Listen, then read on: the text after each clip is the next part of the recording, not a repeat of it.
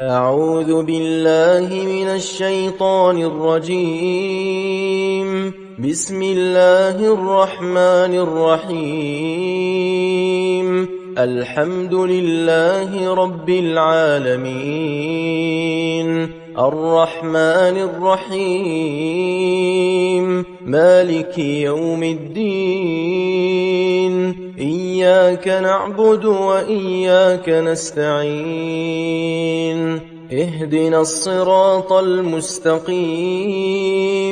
صراط الذين أنعمت عليهم غير المغضوب عليهم ولا الضالين.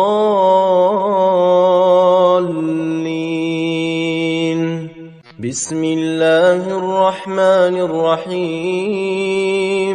ألف لام ميم. ذلك الكتاب لا ريب فيه، هدى للمتقين الذين يؤمنون بالغيب ويقيمون الصلاة ومما رزقناهم ينفقون، والذين يؤمنون بما أنزل إليك وما أنزل من قبلك وبالآخرة هم يوقنون. أولئك على هدى من ربهم وأولئك هم المفلحون. إن الذين كفروا سواء عليهم أأنذرتهم أم لم تنذرهم لا يؤمنون. ختم الله على قلوبهم وعلى سمعهم وعلى أبصارهم غشاوة ولهم عذاب عظيم. ومن الناس من يقول آمنا بالله وباليوم الآخر وما هم بمؤمنين، يخادعون الله والذين آمنوا وما يخدعون إلا أنفسهم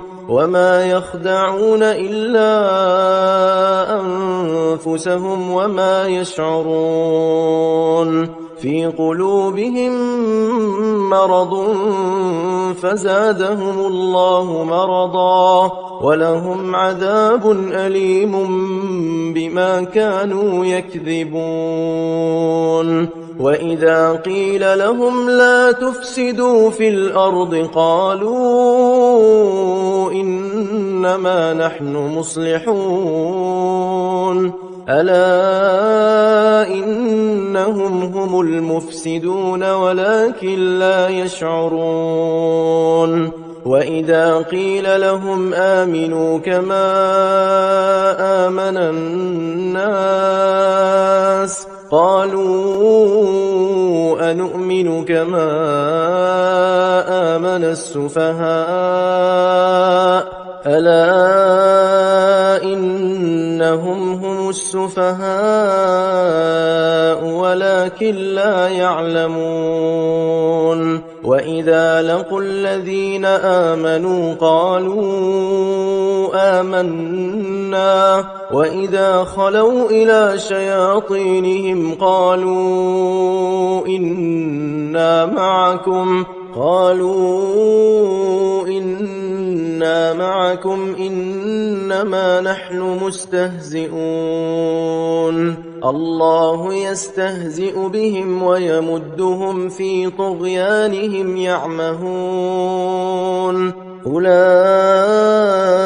الذين اشتروا الضلالة بالهدى فما ربحت تجارتهم وما كانوا مهتدين. مثلهم كمثل الذي استوقد نارا فلما أضاءت ما حوله ذهب الله بنورهم وتركهم في ظلمات لا يبصرون. صم بكم عمي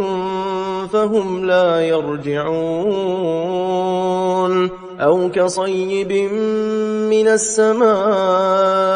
فيه ظلمات ورعد وبرق يجعلون أصابعهم في آذانهم من الصواعق حذر الموت والله محيط بالكافرين يكاد البرق يخطف أبصارهم كلما أضاء لهم مشوا فيه وإذا أظلم عليهم قاموا ولو شاء الله لذهب بسمعهم وأبصارهم إن الله على كل شيء قدير يا أيها الناس اعبدوا ربكم الذي خلقكم والذين من قبلكم لعلكم تتقون الذي جعل لكم الأرض فراشا والسماء بناء وأنزل من السماء ماء فأخرج به من الثمرات رزقا لكم فلا تجعلوا لله أندادا وأنتم تعلمون وإن كنتم في ريب مما نزلنا على عبدنا فأتوا بسورة من مثله وادعوا شهداءكم من دون الله إن كنتم صادقين فإن لم تفعلوا ولن تفعلوا فاتقوا النار التي وقودها الناس والحجارة أعدت للكافرين وبشر الذين آمنوا وعملوا الصالحات أن لهم جنات تجري من تحتها الأنهار كلما رزقوا منها من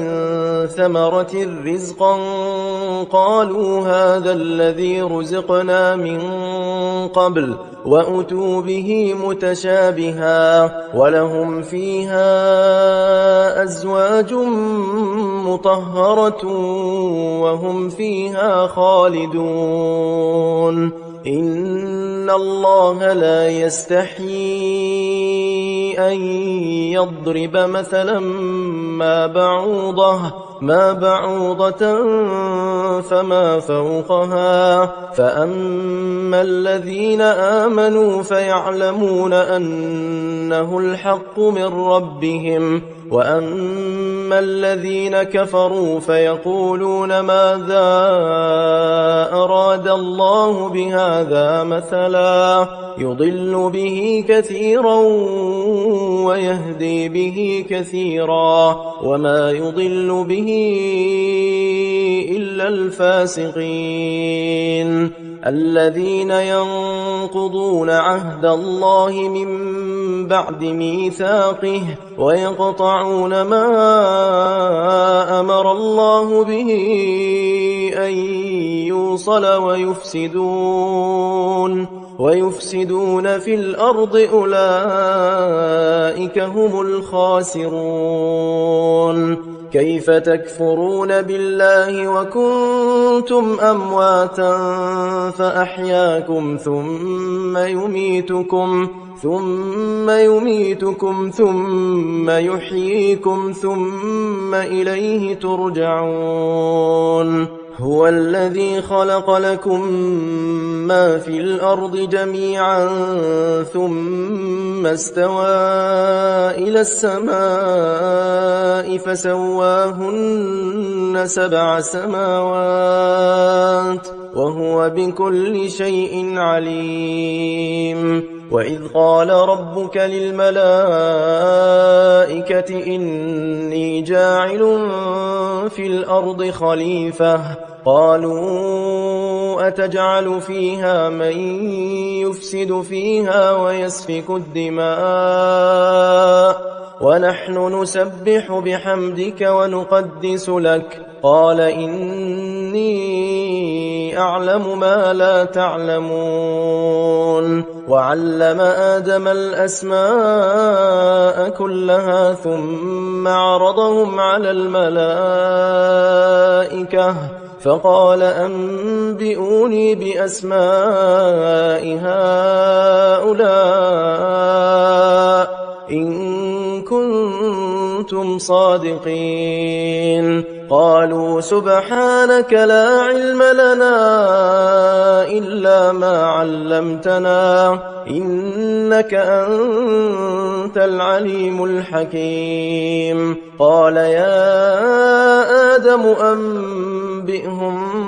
بأسمائهم فلما أنبأهم بأسمائهم قال ألم أقل لكم إني أعلم غيب السماوات والأرض وأعلم ما تبدون وما كنتم تكتمون وإذ قلنا للملائكة اسجدوا لآدم فسجدوا إلا إبليس أبى واستكبر وكان من الكافرين وقلنا يا آدم اسكن أنت وزوجك الجنة وكلا منها رغدا حيث شئتما ولا تقربا هذه الشجرة فتكونا من الظالمين فأزلهما الشيطان عنها فأخرجهما مما كانا فيه وقلنا اهبطوا بعضكم لبعض عدو ولكم في الأرض مستقر ومتاع إلى حين فتلقى آدم من ربه كلمات فتاب عليه إنه هو التواب الرحيم قلنا اهبطوا منها جميعا فإما يأتينكم مني هدى فمن تبع هداي فلا خوف عليهم ولا هم يحزنون والذين كفروا وكذبوا بآياتنا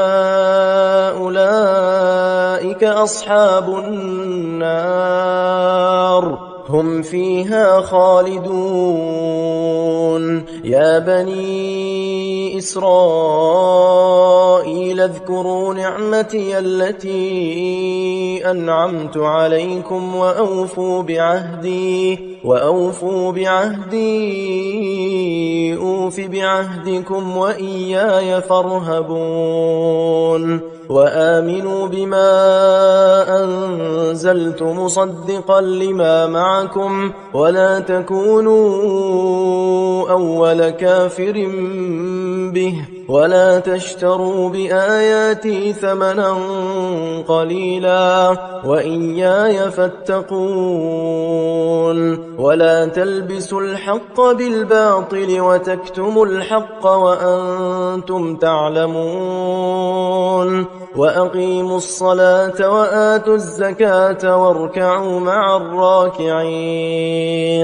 أتأمرون الناس بالبر وتنسون أنفسكم وأنتم تتلون الكتاب أفلا تعقلون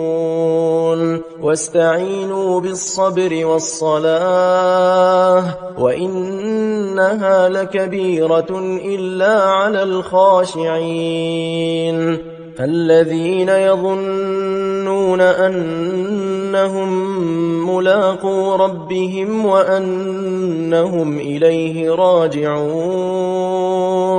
يا بني إسرائيل اذكروا نعمتي التي أنعمت عليكم وأني فضلتكم على العالمين واتقوا يوما لا تجزي نفس عن نفس شيئا ولا يقبل منها شفاعة ولا يؤخذ منها عدل ولا هم ينصرون وإذ نجيناكم من آل فرعون يسومونكم سوء العذاب يذبحون أبناءكم ويستحيون نساءكم وفي ذلكم بلاء من ربكم عظيم وإذ فرقنا بكم البحر فأنجيناكم وأغرقنا آل فرعون وأنتم تنظرون وإذ واعدنا موسى 40 ليلة ثم اتخذتم العجل من بعده وأنتم ظالمون ثم عفونا عنكم من بعد ذلك لعلكم تشكرون وإذ آتينا موسى الكتاب والفرقان لعلكم تهتدون وإذ قال موسى لقومه يا قوم إنكم ظلمتم أنفسكم باتخاذكم العجل فتوبوا إلى بارئكم فاقتلوا أنفسكم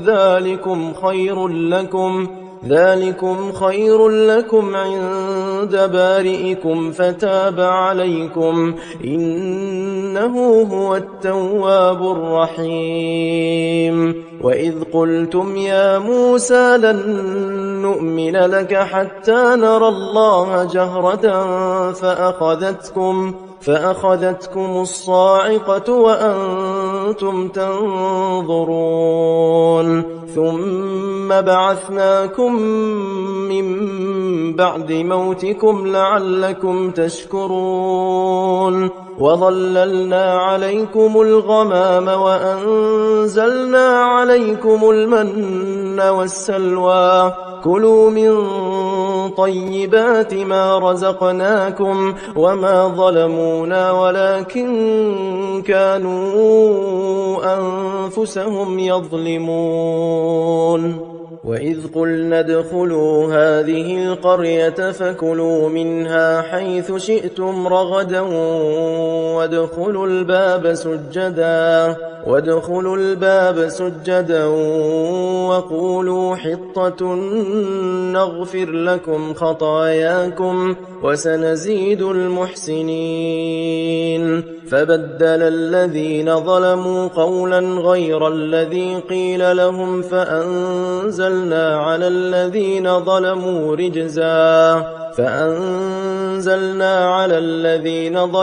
رجزا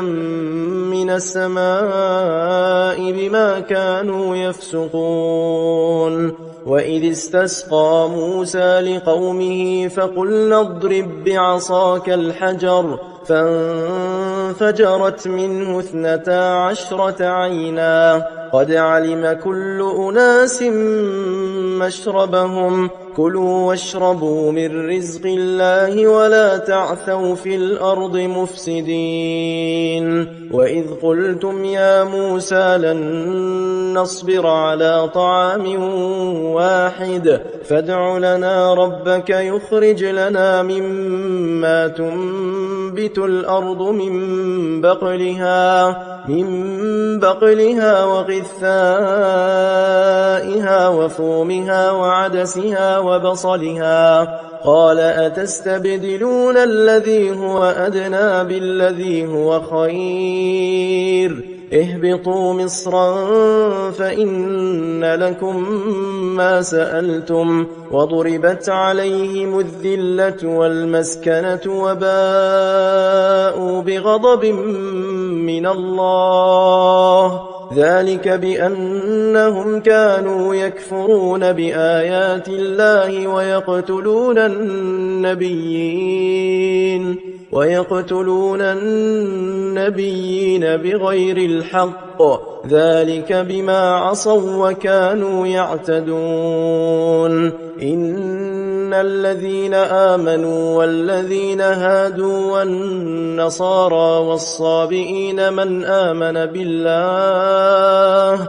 آمن بالله واليوم الآخر وعمل صالحا فلهم أجرهم عند ربهم ولا خوف عليهم ولا هم يحزنون وإذ أخذنا ميثاقكم ورفعنا فوقكم الطور خذوا ما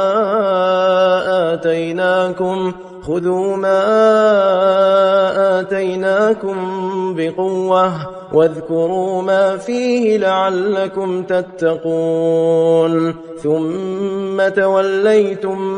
من بعد ذلك فلولا فضل الله عليكم ورحمته لكنتم من الخاسرين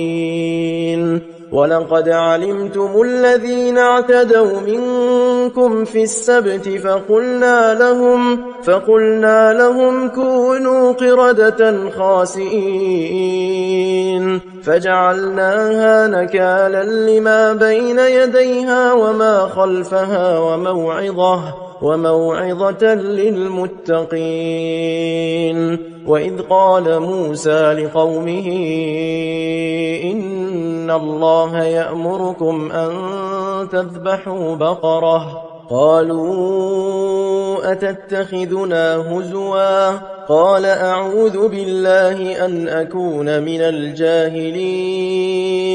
قالوا ادع لنا ربك يبين لنا ما هي قال إنه يقول إنها بقرة لا فارض ولا بكر عوان بين ذلك فافعلوا ما تؤمرون قالوا ادع لنا ربك يبين لنا ما لونها قال إنه يقول إنها بقرة صفراء فاقع لونها تسر الناظرين قالوا ادع لنا ربك يبين لنا ما هي إن البقرة شابه علينا وإنا إن شاء الله لمهتدون قال إنه يقول إنها بقرة لا ذلول تثير الأرض ولا تسقي الحرث مسلمة لا شية فيها قالوا الآن جئت بالحق فذبحوها وما كادوا يفعلون وإذ قتلتم نفسا فادارأتم فيها والله مخرج ما كنتم تكتمون فقلنا اضربوه ببعضها كذلك يحيي الله الموتى ويريكم آياته لعلكم تعقلون ثم قست قلوبكم من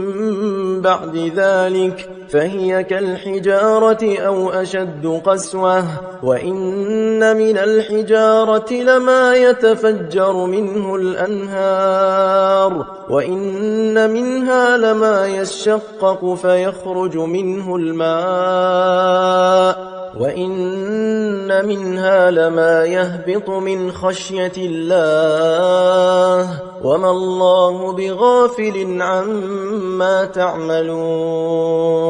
أفتطمعون أن يؤمنوا لكم وقد كان فريق منهم يسمعون كلام الله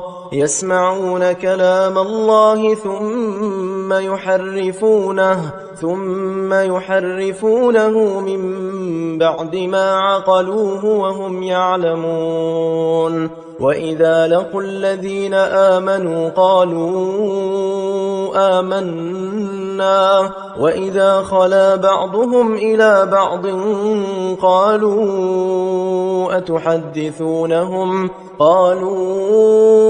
أتحدثونهم بما فتح الله عليكم ليحاجوكم به عند ربكم أفلا تعقلون؟ أولا يعلمون أن الله يعلم ما يسرون وما يعلنون؟ ومنهم أميون لا يعلمون الكتاب إلا أماني وإن هم إلا يظنون. فويل للذين يكتبون الكتاب بأيديهم ثم يقولون هذا من عند الله ليشتروا به ثمنا قليلا، فويل لهم مما كتبت أيديهم وويل لهم مما يكسبون. وقالوا لن تمسنا النار إلا أياما معدودة، قل أتخذتم عند الله عهدا فلن يخلف الله عهده أم تقولون على الله ما لا تعلمون؟ بلى من كسب سيئة وأحاطت به خطيئته فأولئك أصحاب النار هم فيها خالدون. والذين آمنوا وعملوا الصالحات أولئك أصحاب الجنة هم فيها خالدون. وإذ أخذنا ميثاق بني إسرائيل لا تعبدون إلا الله وبالوالدين إحسانا وذي القربى واليتامى والمساكين وقولوا للناس حسنا وأقيموا الصلاة وآتوا الزكاة ثم توليتم إلا قليلا منكم وأنتم معرضون. وإذ أخذنا ميثاقكم لا تسفكون دماءكم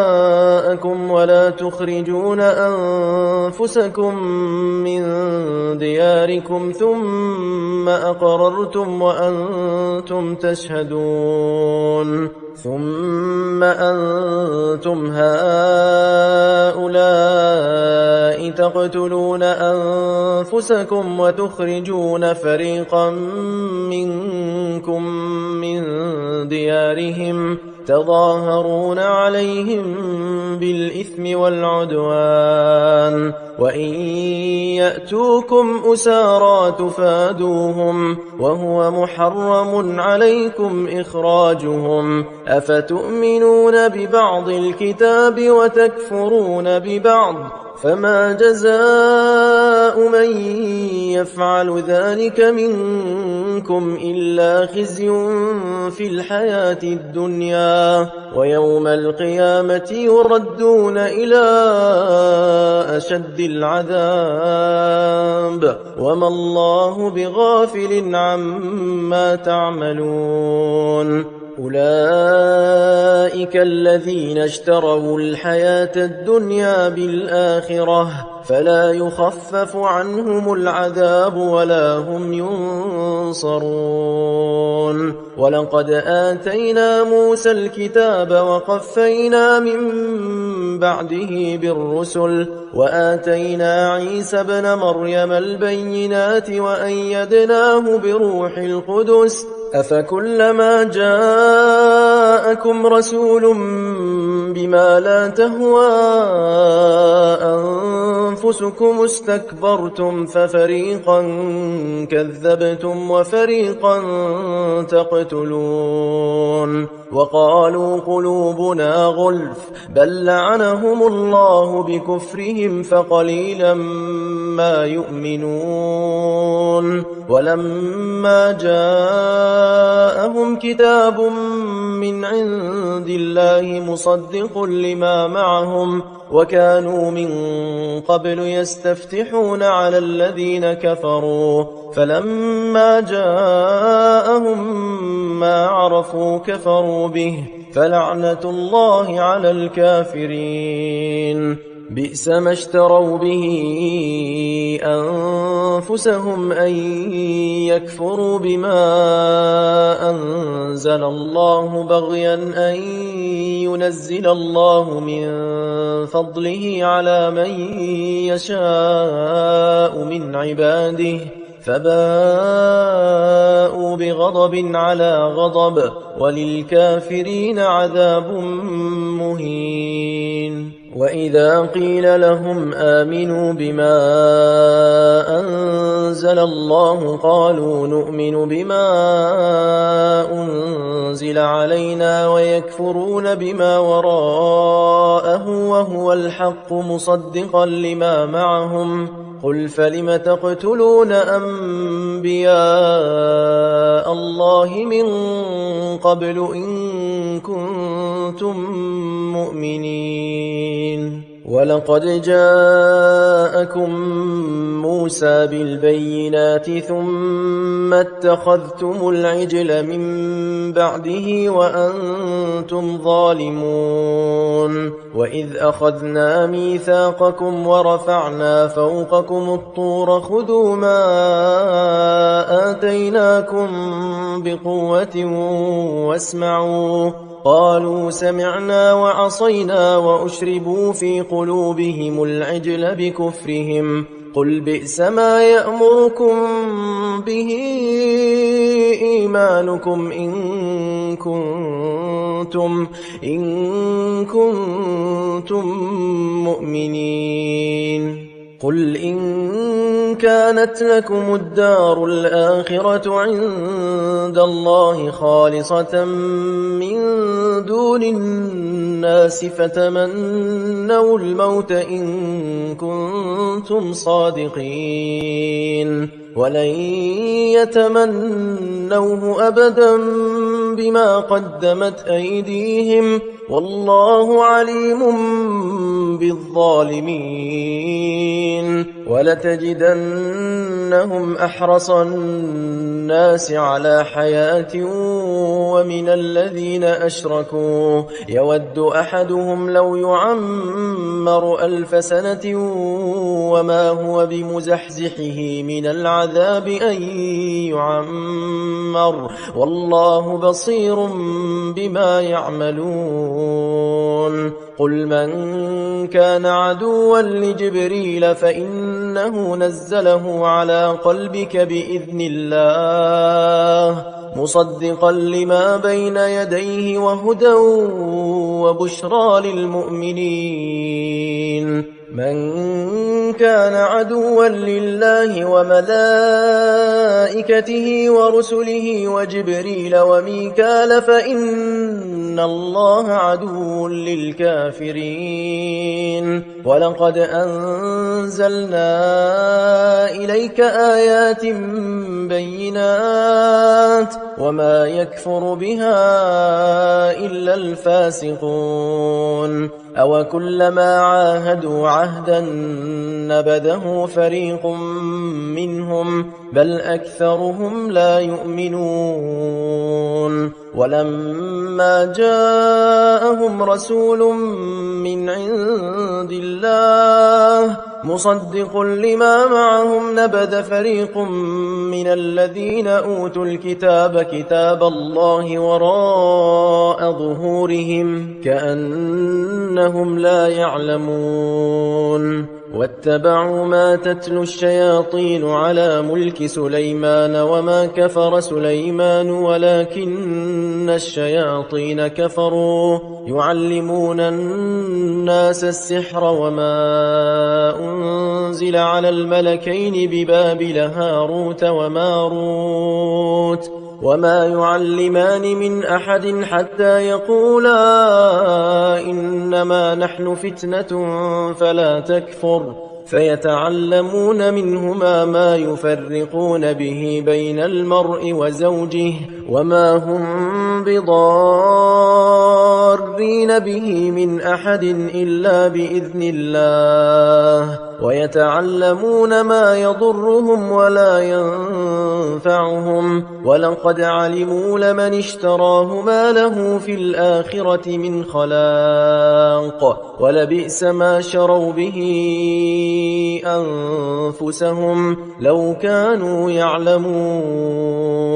ولو أنهم آمنوا واتقوا لمثوبة من عند الله خير لو كانوا يعلمون يا أيها الذين آمنوا لا تقولوا راعنا وقولوا انظرنا واسمعوا وللكافرين عذاب أليم ما يود الذين كفروا من أهل الكتاب ولا المشركين أن ينزل عليكم من خير من ربكم والله يختص برحمته من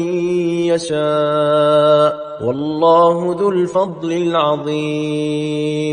ما ننسخ من آية أو ننسها نأت بخير منها أو مثلها ألم تعلم أن الله على كل شيء قدير ألم تعلم أن الله له ملك السماوات والأرض وما لكم من دون الله من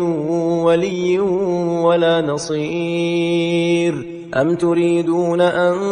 تسألوا رسولكم كما سئل موسى من قبل ومن يتبدل الكفر بالإيمان فقد ضل سواء السبيل ود كثير من أهل الكتاب لو يردونكم من بعد إيمانكم كفارا حسدا من عند أنفسهم من بعد ما تبين لهم الحق فاعفوا واصفحوا حتى يأتي الله بأمره إن الله على كل شيء قدير وأقيموا الصلاة وآتوا الزكاة وما تقدموا لأنفسكم من خير تجدوه عند الله إن الله بما تعملون بصير وقالوا لن يدخل الجنة إلا من كان هودا أو نصارى تلك أمانيهم قل هاتوا برهانكم إن كنتم صادقين بلى من أسلم وجهه لله وهو محسن فله أجره عند ربه ولا خوف عليهم ولا هم يحزنون وقالت اليهود ليست النصارى على شيء وقالت النصارى ليست اليهود على شيء وهم يتلون الكتاب كذلك قال الذين لا يعلمون مثل قولهم فالله يحكم بينهم يوم القيامة فيما كانوا فيه يختلفون ومن أظلم ممن منع مساجد الله أن يذكر فيها اسمه وسعى في خرابها أولئك ما كان لهم أن يدخلوها إلا خائفين لهم في الدنيا خزي ولهم في الآخرة عذاب عظيم ولله المشرق والمغرب فأينما تولوا فثم وجه الله إن الله واسع عليم وقالوا اتخذ الله ولدا سبحانه بل له ما في السماوات والأرض كل له قانتون بديع السماوات والأرض وإذا قضى أمرا فإنما يقول له كن فيكون وقال الذين لا يعلمون لولا يكلمنا الله أو تأتينا آية كذلك قال الذين من قبلهم مثل قولهم تشابهت قلوبهم قد بينا الآيات لقوم يوقنون إنا أرسلناك بالحق بشيرا ونذيرا ولا تسأل عن أصحاب الجحيم ولن ترضى عنك اليهود ولا النصارى حتى تتبع ملتهم قل إن هدى الله هو الهدى ولئن اتبعت أهواءهم بعد الذي جاءك من العلم ما لك من الله من ولي ولا نصير الذين آتيناهم الكتاب يتلونه حق تلاوته أولئك يؤمنون به ومن يكفر به فأولئك هم الخاسرون يا بني إسرائيل اذكروا نعمتي التي أنعمت عليكم وأني فضلتكم على العالمين واتقوا يوما لا تجزي نفس عن نفس شيئا ولا يقبل منها عدل ولا تنفعها شفاعة ولا هم ينصرون وإذ ابتلى إبراهيم ربه بكلمات فأتمهن قال إني جاعلك للناس إماما قال ومن ذريتي قال لا ينال عهد الظالمين وإذ جعلنا البيت مثابة للناس وأمنا واتخذوا من مقام إبراهيم مصلى وعهدنا إلى إبراهيم وإسماعيل أن طهر بيتي للطائفين والعاكفين والركع السجود وإذ قال إبراهيم رب اجعل هذا بلدا آمنا وارزق أهله من الثمرات من آمن منهم بالله واليوم الآخر قال ومن كفر فأمتعه قليلا ثم أضطره إلى عذاب النار وبئس المصير وإذ يرفع إبراهيم القواعد من البيت وإسماعيل ربنا تقبل منا إنك أنت السميع العليم ربنا وجعلنا مسلمين لك ومن ذريتنا أمة مسلمة لك وأرنا مناسكنا وتب علينا إنك أنت التواب الرحيم ربنا وابعث فيهم رسولا منهم يتلو عليهم آياتك ويعلمهم الكتاب والحكمة الحكمة ويزكيهم إنك أنت العزيز الحكيم ومن يرغب عن ملة إبراهيم إلا من سفه نفسه ولقد اصطفيناه في الدنيا وإنه في الآخرة لمن الصالحين إذ قال له ربه أسلم قال أسلمت لرب العالمين ووصى بها إبراهيم بنيه ويعقوب يا بني إن الله اصطفى لكم الدين فلا تموتن إلا وأنتم مسلمون أم كنتم شهداء إذ حضر يعقوب الموت إذ قال لبنيه ما تعبدون من بعدي قالوا نعبد إلهك وإله آبائك إبراهيم وإسماعيل وإسحاق إلها واحدا ونحن له مسلمون تلك أمة قد خلت لها ما كسبت ولكم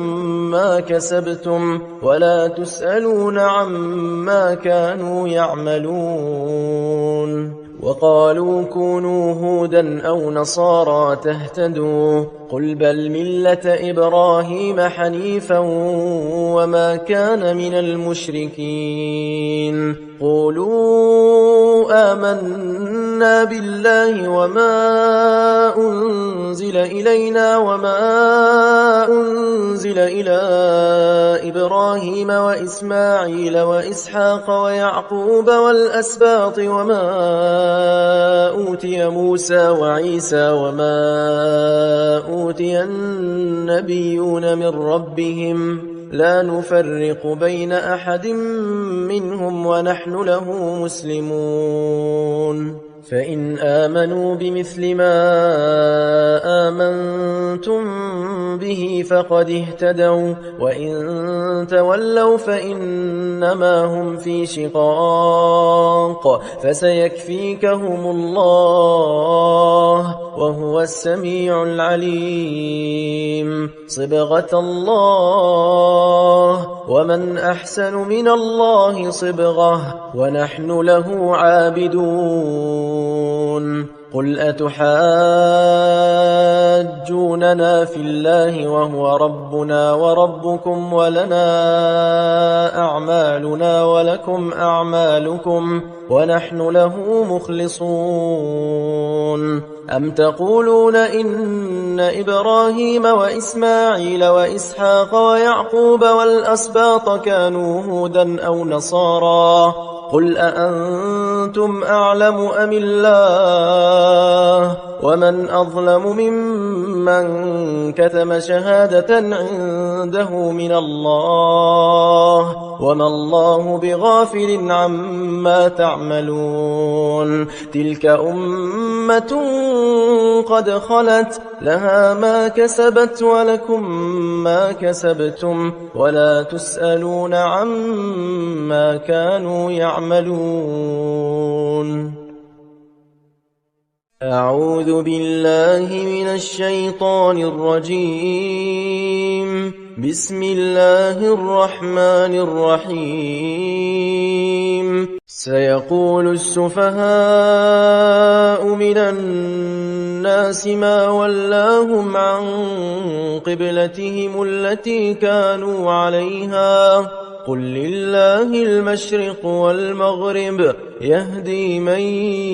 يشاء إلى صراط مستقيم وكذلك جعلناكم أمة وسطا لتكونوا شهداء على الناس ويكون الرسول عليكم شهيدا وما جعلنا القبلة التي كنت عليها إلا لنعلم من يتبع الرسول ممن ينقلب على عقبيه وإن كانت لكبيرة إلا على الذين هدى الله وما كان الله ليضيع إيمانكم إن الله بالناس لرءوف رحيم قد نرى تقلب وجهك في السماء فلنولينك قبلة ترضاها فول وجهك شطر المسجد الحرام وحيث ما كنتم فولوا وجوهكم شطره وإن الذين أوتوا الكتاب ليعلمون أنه الحق من ربهم وما الله بغافل عما يعملون ولئن أتيت الذين أوتوا الكتاب بكل آية ما تبعوا قبلتك وما أنت بتابع قبلتهم وما بعضهم بتابع قبلة بعض ولئن اتبعت أهواءهم من بعد ما جاءك من العلم إنك إذا لمن الظالمين الذين آتيناهم الكتاب يعرفونه كما يعرفون أبناءهم وإن فريقا منهم ليكتمون الحق وهم يعلمون الحق من ربك فلا تكونن من الممترين ولكل وجهة هو موليها فاستبقوا الخيرات أينما تكونوا يأت بكم الله جميعا إن الله على كل شيء قدير ومن حيث خرجت فول وجهك شطر المسجد الحرام وإنه للحق من ربك وما الله بغافل عما تعملون ومن حيث خرجت فول وجهك شطر المسجد الحرام وحيث ما كنتم فولوا وجوهكم شطره لئلا يكون للناس عليكم حجة إلا الذين ظلموا منهم فلا تخشوهم واخشوني ولأتم نعمتي عليكم ولعلكم تهتدون كما أرسلنا فيكم رسولا منكم يتلو عليكم آياتنا ويزكيكم ويعلمكم الكتاب والحكمة ويعلمكم ما لم تكونوا تعلمون فاذكروني أذكركم واشكروا لي ولا تكفرون يا أيها الذين آمنوا استعينوا بالصبر والصلاة إن الله مع الصابرين ولا تقولوا لمن يقتل في سبيل الله أموات بل أحياء ولكن لا تشعرون ولنبلونكم بشيء من الخوف والجوع ونقص من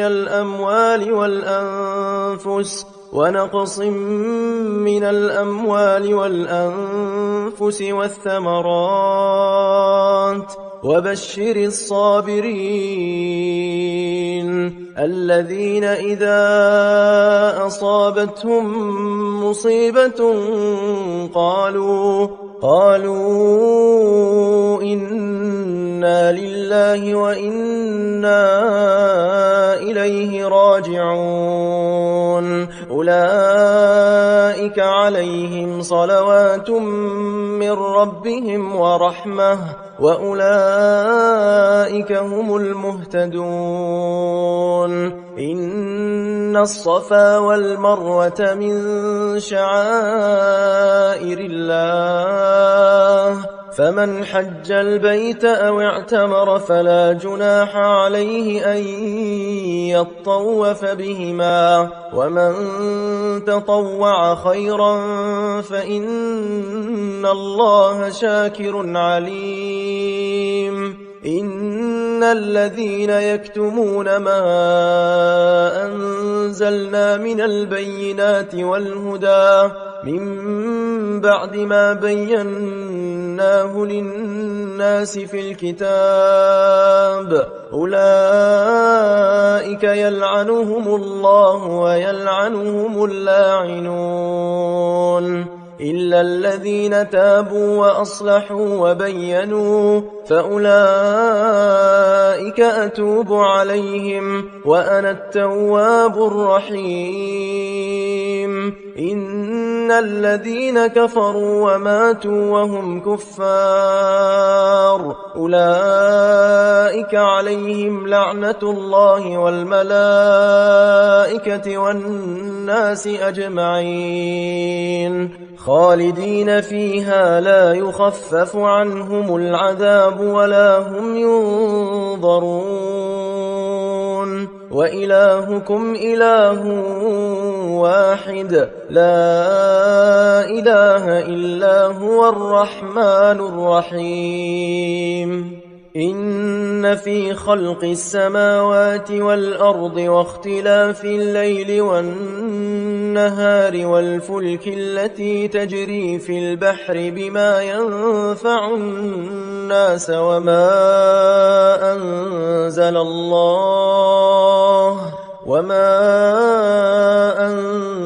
الله من السماء من ماء فأحيا به الأرض بعد موتها وبث فيها من كل دابة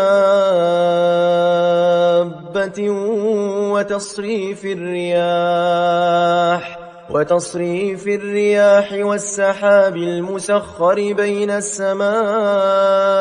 والأرض لآيات لقوم يعقلون. ومن الناس من يتخذ من دون الله أندادا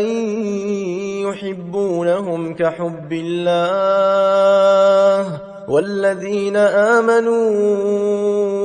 أشد حبا لله. ولو يرى الذين ظلموا إذ يرون العذاب أن القوة لله جميعا وأن الله شديد العذاب، إذ تبرأ الذين اتبعوا من الذين اتبعوا ورأوا العذاب وتقطعت بهم الأسباب. وقال الذين اتبعوا لو أن لنا كرة فنتبرأ منهم كما تبرأوا منا كذلك يريهم الله أعمالهم حسرات عليهم وما هم بخارجين من النار. يا أيها الناس كلوا مما في الأرض حلالا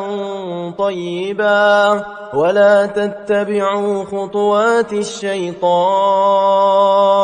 إنه لكم عدو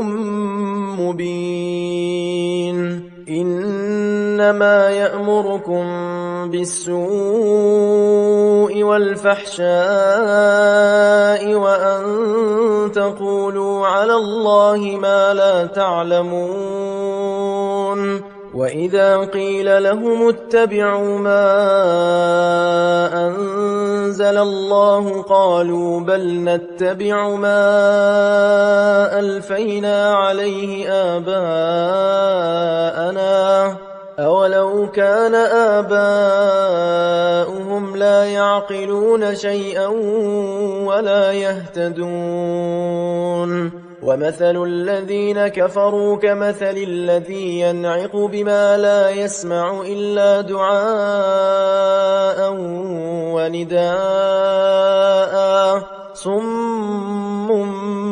بكم عمي فهم لا يعقلون يا أيها الذين آمنوا كلوا من طيبات ما رزقناكم واشكروا لله إن كنتم إياه تعبدون إنما حرم عليكم الميتة والدم ولحم الخنزير وما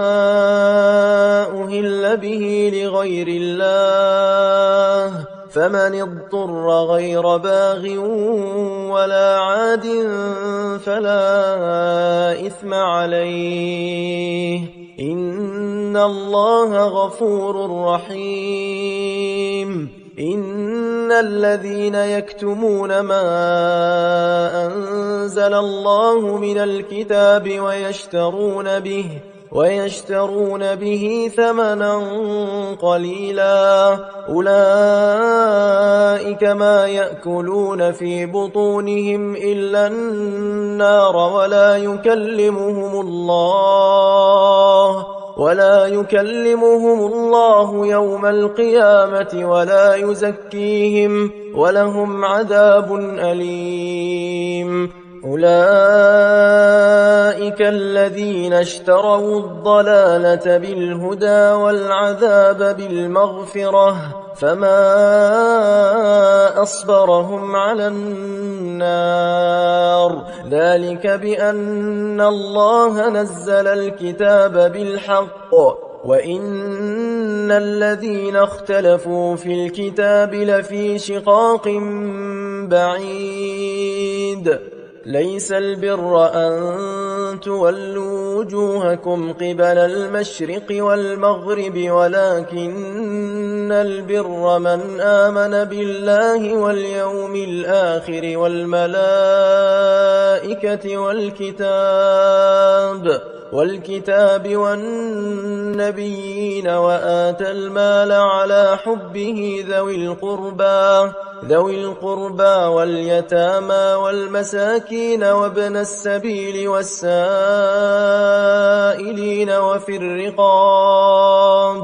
وفي الرقاب وأقام الصلاة وآتى الزكاة والموفون بعهدهم إذا عاهدوا والصابرين في البأساء والضراء وحين البأس أولئك الذين صدقوا وأولئك هم المتقون يا أيها الذين آمنوا كتب عليكم القصاص في القتلى الحر بالحر والعبد بالعبد والأنثى بالأنثى فمن عفي له من أخيه شيء فاتباع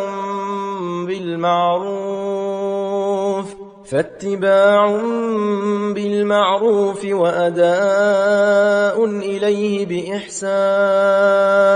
ذلك تخفيف من ربكم ورحمة فمن اعتدى بعد ذلك فله عذاب أليم ولكم في القصاص حياة يا أولي الألباب لعلكم تتقون كتب عليكم إذا حضر أحدكم الموت إن ترك خيرا الوصية للوالدين والأقربين بالمعروف حقا على المتقين فمن بدله بعدما سمعه فإنما إثمه على الذين يبدلونه إن الله سميع عليم فمن خاف من موص نفس جنفا أو إثما فأصلح بينهم فلا إثم عليه إن الله غفور رحيم. يا أيها الذين آمنوا كتب عليكم الصيام كما كتب على الذين من قبلكم لعلكم تتقون أياما معدودات فمن كان منكم مريضا أو على سفر فعدة من أيام أخر وعلى الذين يطيقونه فدية طعام مسكين فمن تطوع خيرا فهو خير له وأن تصوموا خير لكم إن كنتم تعلمون. شهر رمضان الذي أنزل فيه القرآن هدى للناس وبينات من الهدى والفرقان فمن شهد منكم الشهر فليصمه ومن كان مريضا أو على سفر فعدة من أيام أخر يريد الله بكم اليسر ولا يريد بكم العسر ولتكملوا العدة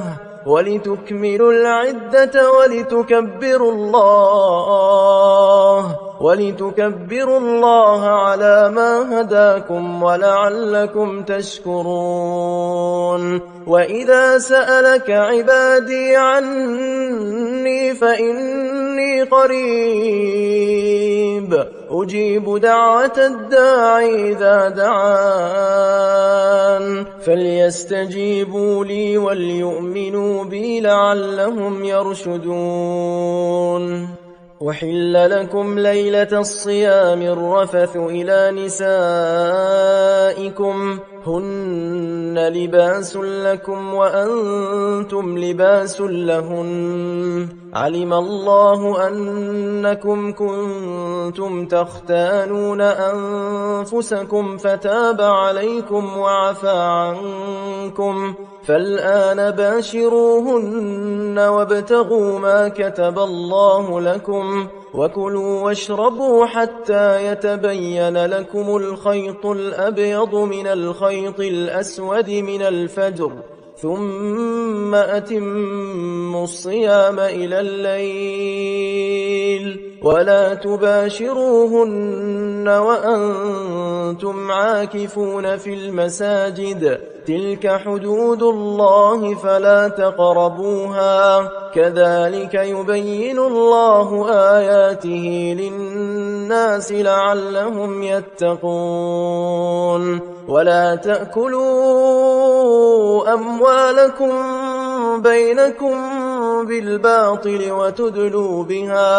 وتدلوا بها إلى الحكام لتأكلوا فريقا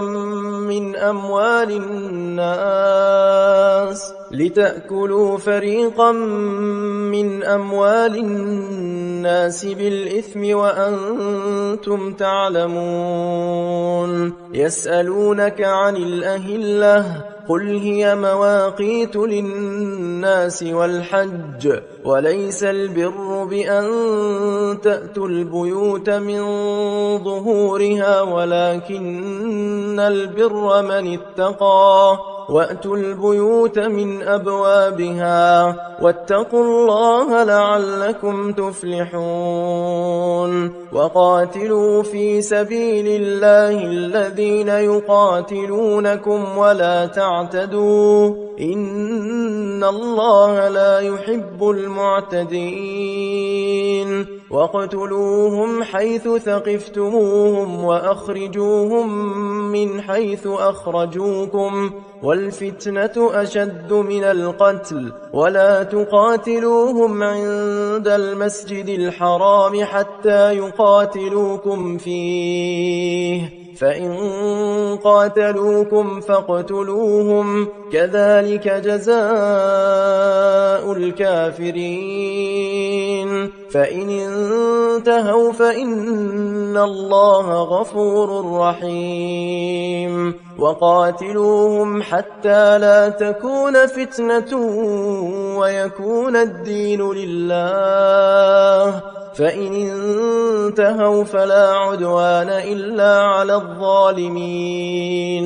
الشهر الحرام بالشهر الحرام والحرمات قصاص فمن اعتدى عليكم فاعتدوا عليه بمثل ما اعتدى عليكم واتقوا الله واعلموا أن الله مع المتقين وأنفقوا في سبيل الله ولا تلقوا بأيديكم إلى التهلكة وأحسنوا إن الله يحب المحسنين وأتموا الحج والعمرة لله فإن أحصرتم فما استيسر من الهدي ولا تحلقوا رؤوسكم حتى يبلغ الهدي محله فمن كان منكم مريضا أو به أذى من رأسه ففدية من صيام أو صدقة أو نسك فإذا أمنتم فمن تمتع بالعمرة إلى الحج فما استيسر من الهدي فمن لم يجد فصيام 3 أيام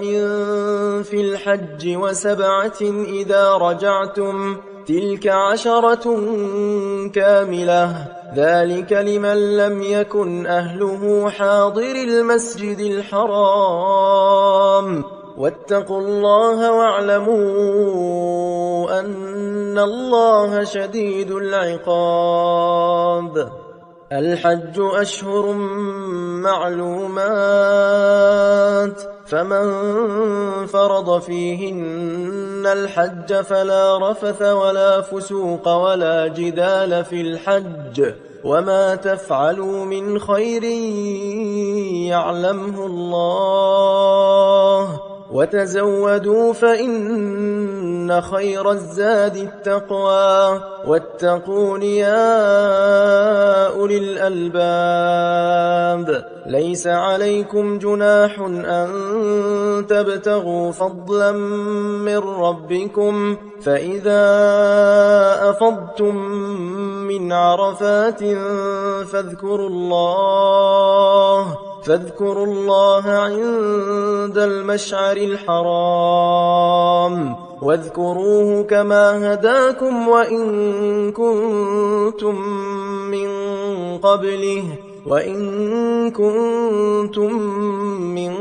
قبله لمن الضالين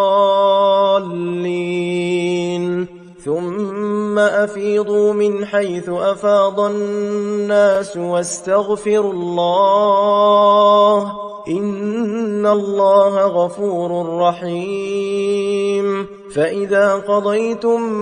مناسككم فاذكروا الله كذكركم آباءكم أو أشد ذكرا فمن الناس من يقول ربنا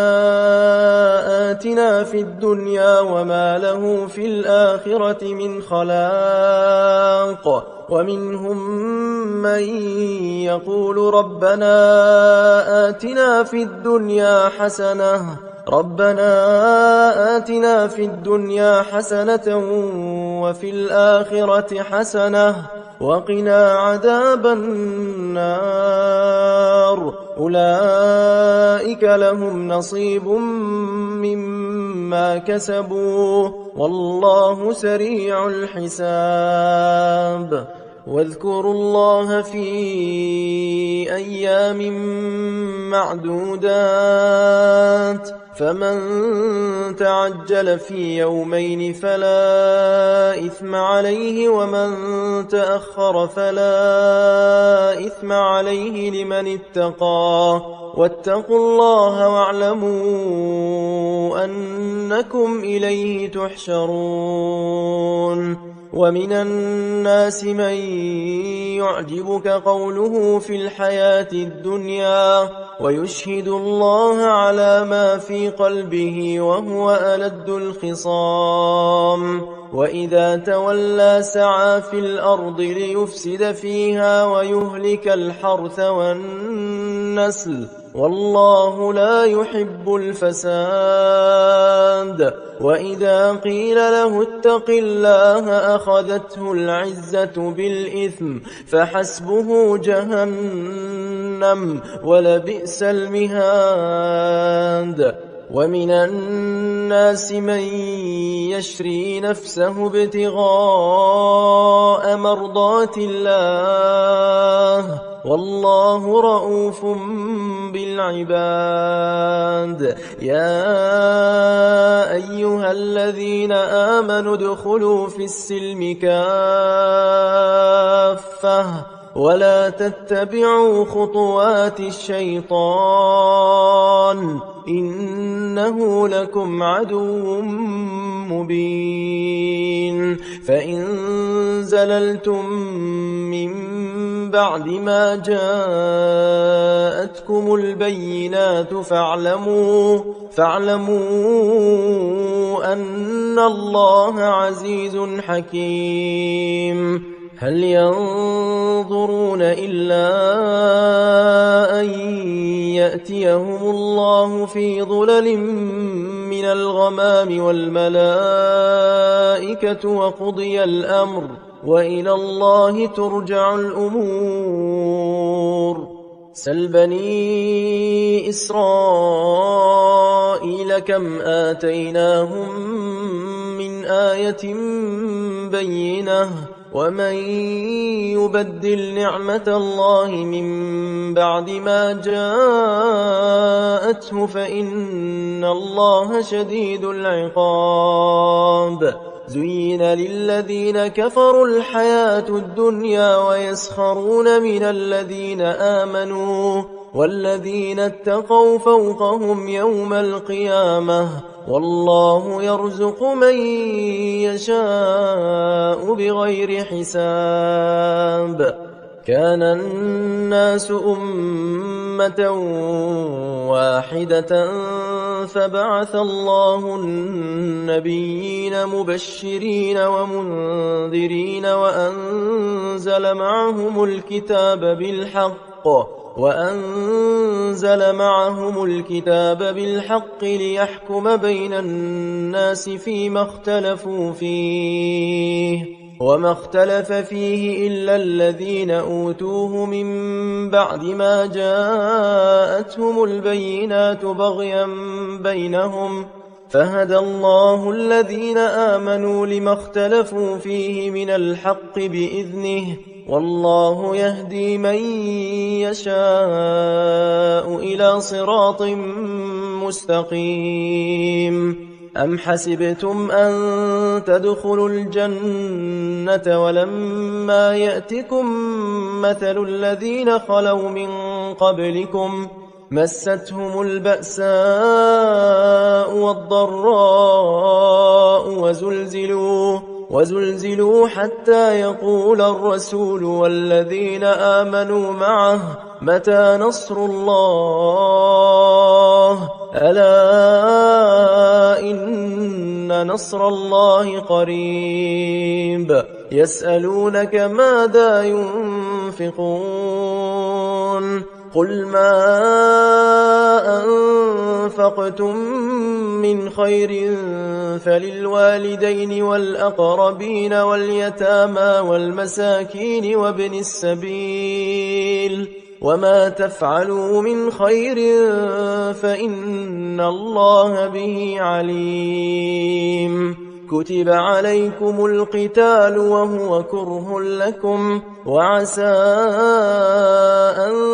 تكرهوا شيئا وهو خير لكم وعسى أن تحبوا شيئا وهو شر لكم والله يعلم وأنتم لا تعلمون يسألونك عن الشهر الحرام قتال فيه قل قتال فيه كبير وصد عن سبيل الله وكفر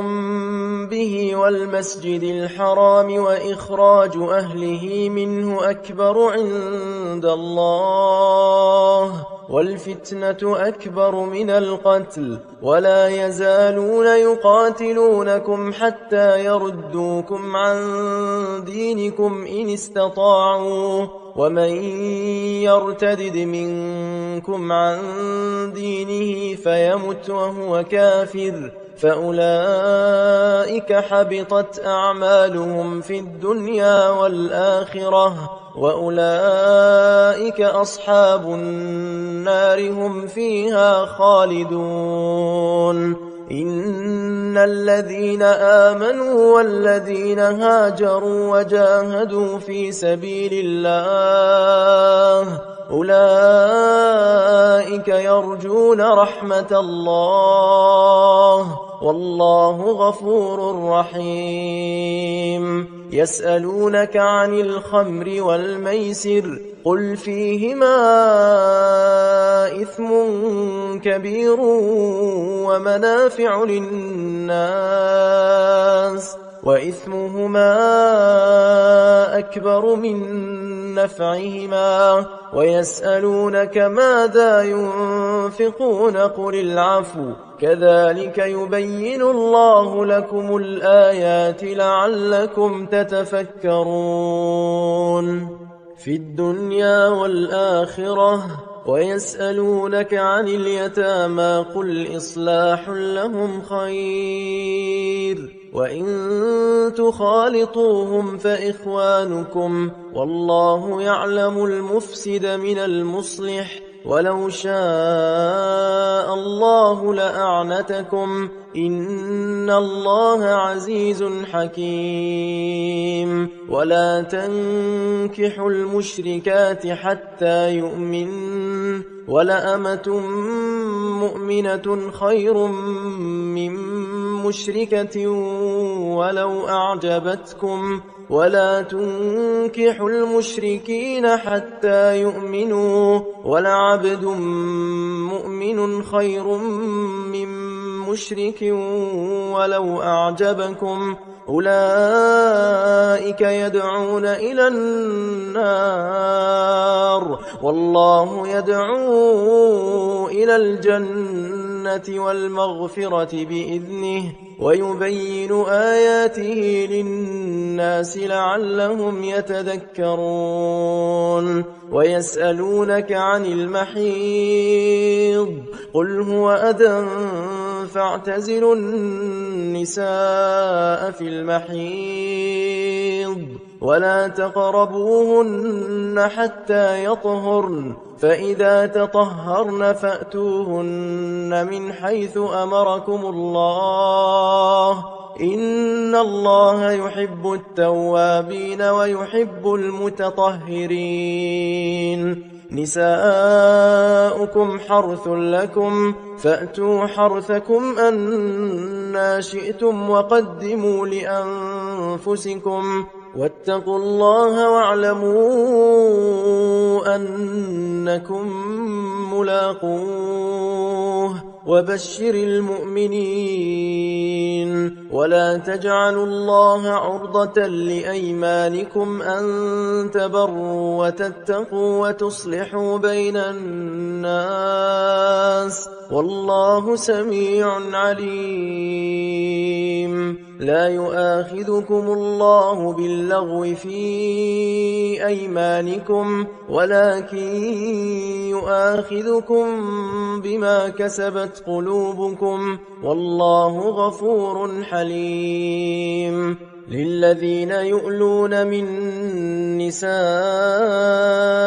تربص 4 أشهر فإن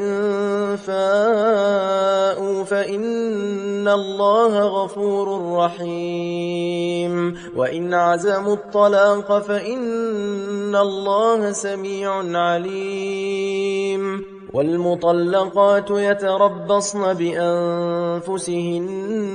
3 قروء ولا يحل لهن أن يكتمن ما خلق الله في أرحامهن إن كن يؤمن بالله واليوم الآخر وبعولتهن أحق بردهن في ذلك إن أرادوا إصلاحا ولهن مثل الذي عليهن بالمعروف وللرجال عليهن درجة والله عزيز حكيم الطلاق 2 فإمساك بمعروف أو تسريح بإحسان ولا يحل لكم أن تأخذوا مما آتيتموهن شيئا إلا أن يخافا ألا يقيما حدود الله فإن خفتم ألا يقيما حدود الله فلا جناح عليهما فيما افتدت به تلك حدود الله فلا تعتدوها ومن يتعد حدود الله فأولئك هم الظالمون فإن طلقها فلا تحل له من بعد حتى تنكح زوجا غيره فإن طلقها فلا جناح عليهما أن يتراجعا إن ظنا أن يقيما حدود الله وتلك حدود الله يبينها لقوم يعلمون وإذا طلقتم النساء فبلغن أجلهن فأمسكوهن بمعروف أو سرحوهن بمعروف ولا تمسكوهن ضرارا لتعتدوا ومن يفعل ذلك فقد ظلم نفسه ولا تتخذوا آيات الله هزوا واذكروا نعمة الله عليكم وما أنزل عليكم من الكتاب والحكمة يعظكم به واتقوا الله واعلموا أن الله بكل شيء عليم وإذا طلقتم النساء فبلغن أجلهن فلا تعضلوهن أن ينكحن أزواجهن إذا تراضوا بينهم بالمعروف ذلك يوعظ به من كان منكم يؤمن بالله واليوم الآخر ذلكم أزكى لكم وأطهر والله يعلم وأنتم لا تعلمون والوالدات يرضعن أولادهن حولين كاملين لمن أراد أن يتم الرضاعة وعلى المولود له رزقهن وكسوتهن بالمعروف لا تكلف نفس إلا وسعها لا تضار والدة بولدها ولا مولود له بولده، وعلى الوارث مثل ذلك، فإن أرادا فصالا عن تراض منهما وتشاور فلا جناح عليهما. وإن أردتم أن تسترضعوا أولادكم فلا جناح عليكم إذا سلمتم ما آتيتم بالمعروف، واتقوا الله واعلموا أن الله بما تعملون بصير. والذين يتوفون منكم ويذرون أزواجا يتربصن بأنفسهن 4 أشهر و10، فإذا بلغن أجلهن فلا جناح عليكم فيما فعلن في أنفسهن بالمعروف، والله بما تعملون خبير. ولا جناح عليكم فيما عرضتم به من خطبة النساء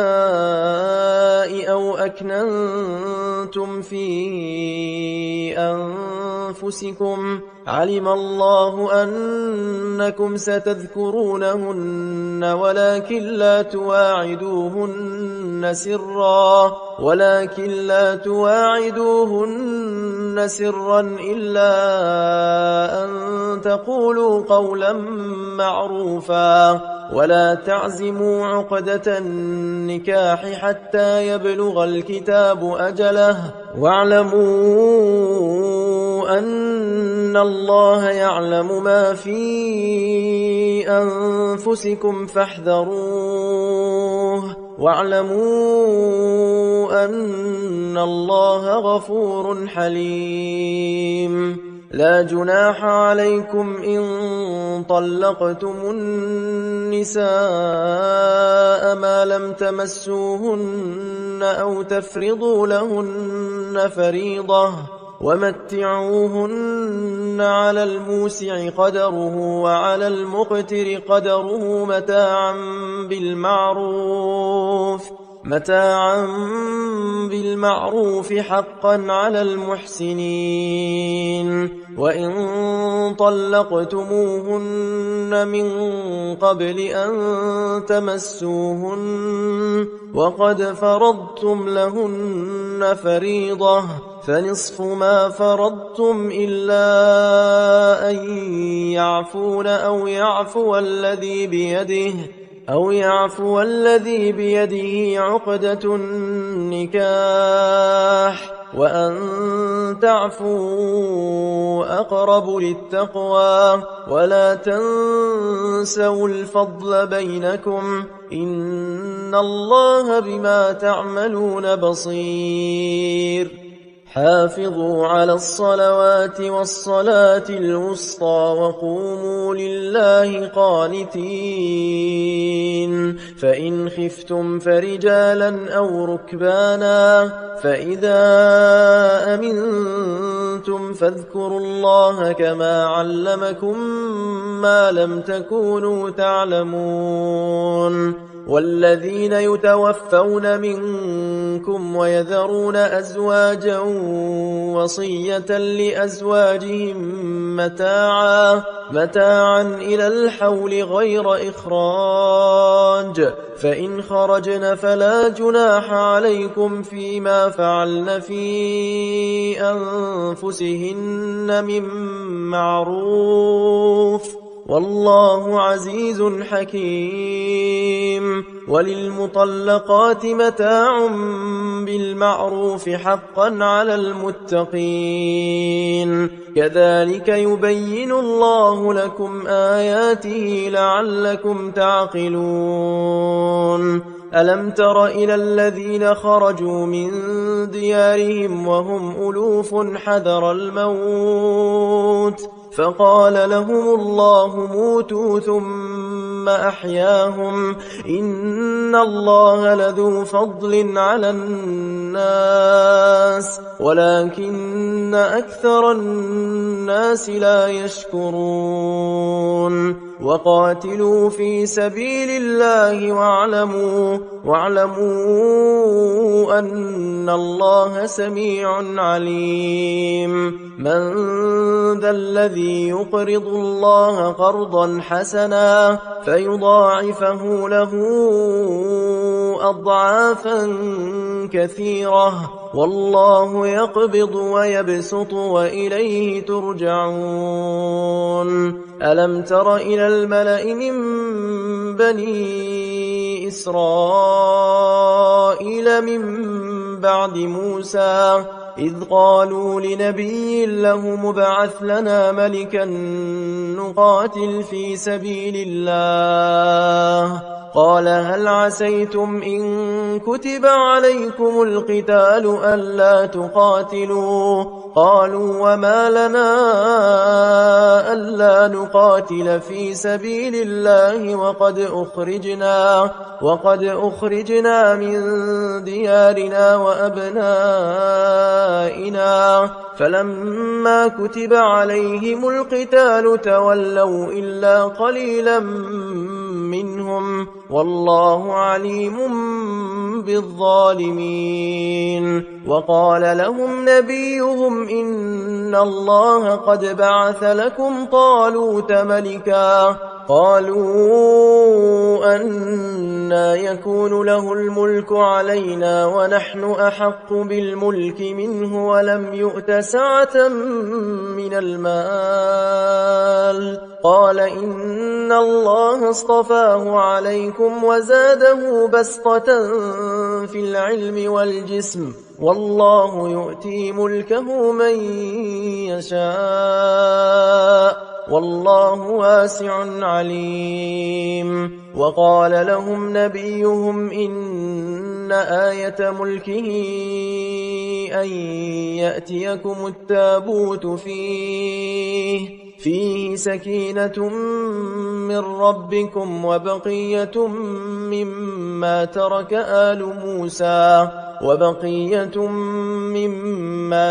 آل موسى وآل هارون تحمله الملائكة إن في ذلك لآية لكم إن كنتم مؤمنين فلما فصل طالوت بالجنود قال إن الله مبتليكم بنهر فمن شرب منه فليس مني ومن لم يطعمه فإنه مني إلا من اغترف غرفة بيده فشربوا منه إلا قليلا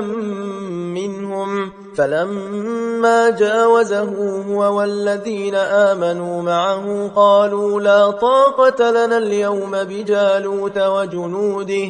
قال الذين يظنون أنهم ملاقو الله كم من فئة قليلة غلبت فئة كثيرة بإذن الله والله مع الصابرين ولما برزوا لجالوت وجنوده قالوا ربنا أفرغ علينا صبرا وثبت أقدامنا وانصرنا على القوم الكافرين فهزموهم بإذن الله وقتل داود جالوت وآتاه الله الملك والحكمة وعلمه مما يشاء ولولا دفع الله الناس بعضهم ببعض لفسدت الأرض ولكن الله ذو فضل على العالمين تلك آيات الله نتلوها عليك بالحق وإنك لمن المرسلين أعوذ بالله من الشيطان الرجيم. بسم الله الرحمن الرحيم. تلك الرسل فضلنا بعضهم على بعض، منهم من كلم الله ورفع بعضهم درجات، وآتينا عيسى ابن مريم البينات وأيدناه بروح القدس، ولو شاء الله ما اقتتل الذين من بعد ما جاءتهم البينات، ولكن اختلفوا فمنهم من آمن ومنهم من كفر، ولو شاء الله ما اقتتلوا ولكن الله يفعل ما يريد. يا أيها الذين آمنوا أنفقوا مما رزقناكم من قبل أن يأتي يوم لا بيع فيه ولا خلة ولا شفاعة والكافرون هم الظالمون. الله لا إله إلا هو الحي القيوم، لا تأخذه سنة ولا نوم، له ما في السماوات وما في الأرض. من ذا الذي يشفع عنده إلا بإذنه، يعلم ما بين أيديهم وما خلفهم، ولا يحيطون بشيء من علمه إلا بما شاء، وسع كرسيه السماوات والأرض ولا يؤوده حفظهما وهو العلي العظيم. لا إكراه في الدين، قد تبين الرشد من الغي، فمن يكفر بالطاغوت ويؤمن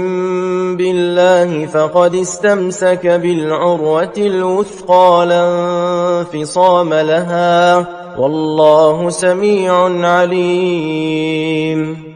الله ولي الذين آمنوا يخرجهم من الظلمات إلى النور، والذين كفروا أولياؤهم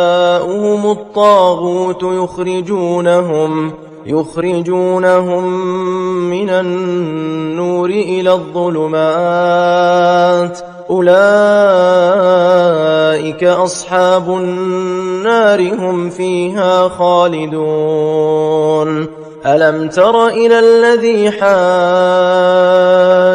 إبراهيم في ربه أن آتاه الله الملك، إذ قال إبراهيم ربي الذي يحيي ويميت، قال أنا أحيي وأميت. قال إبراهيم فإن الله يأتي بالشمس من المشرق فأت بها من المغرب، فبهت الذي كفر، والله لا يهدي القوم الظالمين. أو كالذي مر على قرية وهي خاوية على عروشها، قال أنى يحيي هذه الله بعد موتها، فأماته الله 100 عام ثم بعثه، قال كم لبثت؟ قال لبثت يوما أو بعض يوم، قال بل لبثت 100 عام، فانظر إلى طعامك وشرابك لم يتسنه، وانظر إلى حمارك ولنجعلك آية للناس، وانظر إلى العظام كيف ننشزها ثم نكسوها لحما، فلما تبين له قال أعلم أن الله على كل شيء قدير. وإذ قال إبراهيم رب أرني كيف تحيي الموتى قال أولم تؤمن قال بلى ولكن ليطمئن قلبي قال فخذ 4 من الطير فصرهن إليك ثم اجعل على كل جبل منهن جزءا ثم ادعهن يأتينك سعيا واعلم أن الله عزيز حكيم. مثل الذين ينفقون أموالهم في سبيل الله كمثل حبة أنبتت 7 سنابل في كل سنبلة 100 حبة والله يضاعف لمن يشاء والله واسع عليم. الذين ينفقون أموالهم في سبيل الله ثم لا يتبعون ما أنفقوا منا ولا أذى لهم أجرهم عند ربهم ولا خوف عليهم ولا هم يحزنون. قول معروف ومغفرة خير من صدقة يتبعها أذى والله غني حليم. يا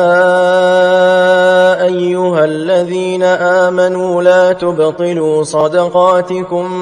بالمن والأذى كالذي ينفق ماله رئاء الناس ولا يؤمن بالله واليوم الآخر فمثله كمثل صفوان عليه تراب فأصابه وابل فتركه صلدا لا يقدرون على شيء مما كسبوا والله لا يهدي القوم الكافرين. ومثل الذين ينفقون أموالهم ابتغاء مرضات الله وتثبيتا من أنفسهم كمثل جنة بربوة أصابها وابل فآتت أكلها ضعفين فإن لم يصبها وابل فطل والله بما تعملون بصير. أيود أحدكم أن تكون له جنة من نخيل وأعناب تجري من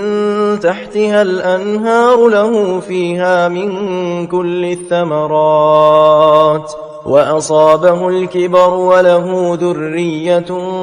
ضعفاء فأصابها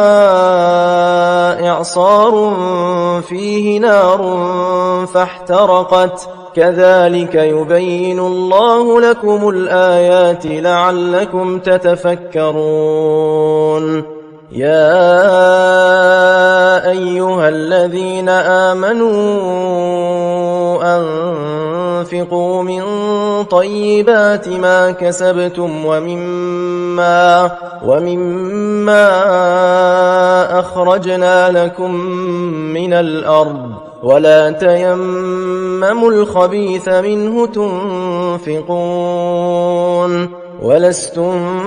بآخذيه إلا أن تغمضوا فيه واعلموا أن الله غني حميد. الشيطان يعدكم الفقر ويأمركم بالفحشاء والله يعدكم مغفرة منه وفضلا والله واسع عليم. يؤتي الحكمة من يشاء ومن يؤت الحكمة فقد أوتي خيرا كثيرا وما يذكر إلا أولو الألباب. وما أنفقتم من نفقة أو نذرتم من نذر فإن الله يعلمه وما للظالمين من أنصار. إن تبدوا الصدقات فنعما هي وإن تخفوها وتؤتوها الفقراء فهو خير لكم ويكفر عنكم من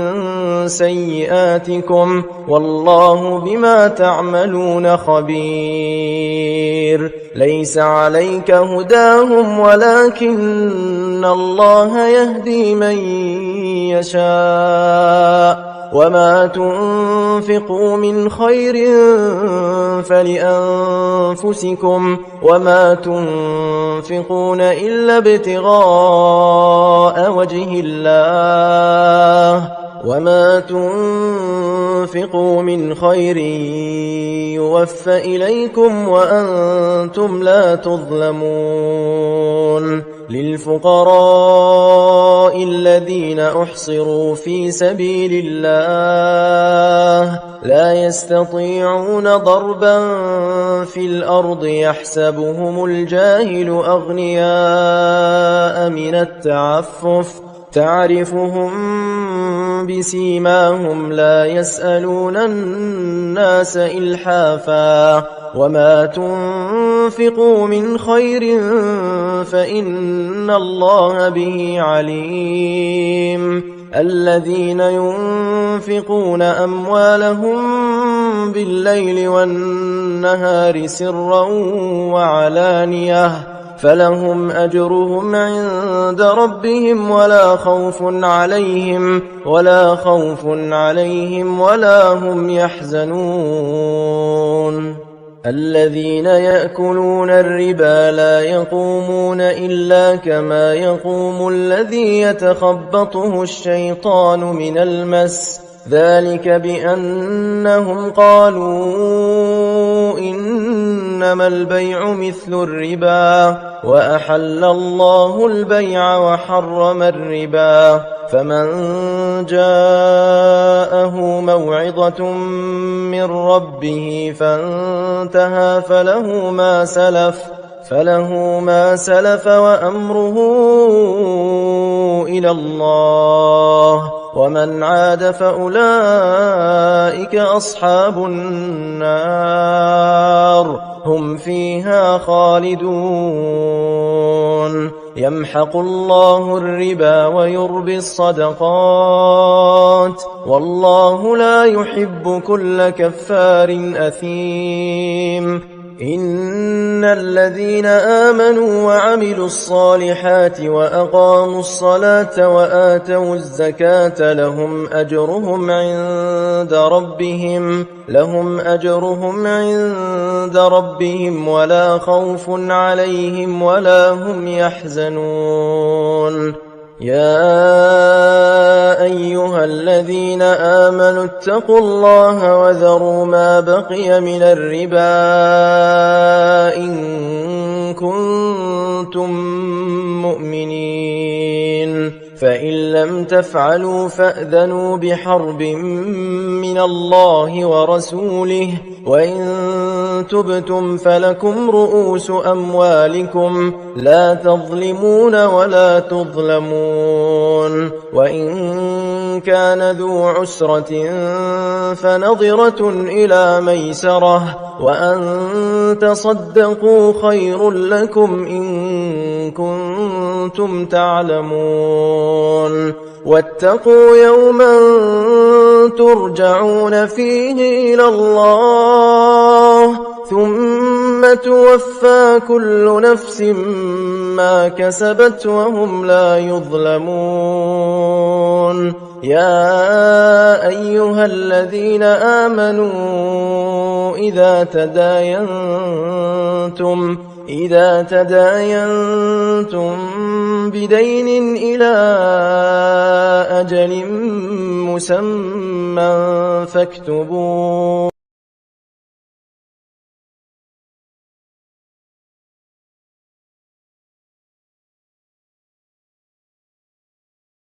علمه الله فليكتب وليملل الذي عليه الحق وليتق الله ربه ولا يبخس منه شيئا فإن كان الذي عليه الحق سفيها أو ضعيفا أو لا يستطيع أن يمل هو فليملل وليه بالعدل واستشهدوا شهيدين من رجالكم فإن لم يكونا رجلين فرجل